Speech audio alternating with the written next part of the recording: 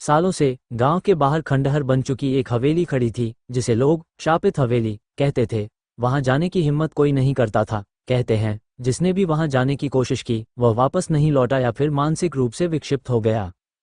शुरुआत रवि, एक युवा पत्रकार, रहस्यमयी घटनाओं पर लेख लिखता था। जब उसे हवेली की कहानी पता चली तो उसकी जिज्ञासा बढ़ गई। गांव वालों ने उसे समझाने की कोशिश की कि वह वहां न जाए, लेकिन रवि ने इसे अंधविश्वास मानते हुए ठान लिया कि वह रात के समय हवेली में जाएगा और सच्चाई का पता लगाएगा। भूतिया हवेली में प्रवेश। अगले दिन आधी रात के समय रवि अपने कैमरे और टॉर्च के साथ हवेली पहुंचा। दरवाजे पर लगे जंग लगे ताले को धक्का देते ही वह खुद ब खुद खुल गया। हवेली के अंदर घना अंधेरा था और धूल की मोटी परतें हर जगह बिछी थीं। हवा में एक अजीब सी सड़ांध थी। जैसे ही वो अंदर बढ़ा उसे लगा कि कोई उसके पीछे खड़ा है। उसने मुड़कर देखा, लेकिन वहां कोई नहीं था। अचानक दरवाजा जोर से बंद हो गया। उसकी टॉर्च की रोशनी कांप रही थी और ठंडी हवा के झोंके ने माहौल को और डरावना बना दिया। रहस्यमयी घटनाएं। जैसे जैसे रवि अंदर बढ़ा उसे कोनों में सरसराहट सुनाई देने लगी।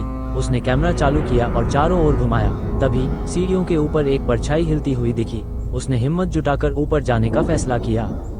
ऊपर एक पुराना कमरा था जहां एक झूला धीरे धीरे अपने आप हिल रहा था। अचानक उसे एक लड़की की धीमी धीमी हंसी सुनाई दी। आवाज धीरे धीरे तेज होती गई। रवि को ऐसा लगा जैसे कोई उसे देख रहा हो। उसने टॉर्च घुमाई तो सामने दीवार पर खून से लिखा था, तुम यहाँ नहीं बचोगे।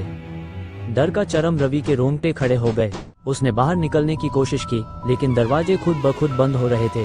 तभी एक तेज चीख हवेली में गूंज उठी। रवि कांप उठा।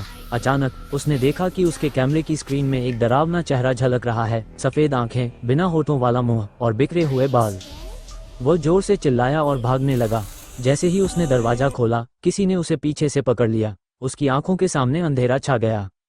भयावह सच। सुबह गांव वालों ने रवि को हवेली के बाहर बेहोश पाया। जब वह होश में आया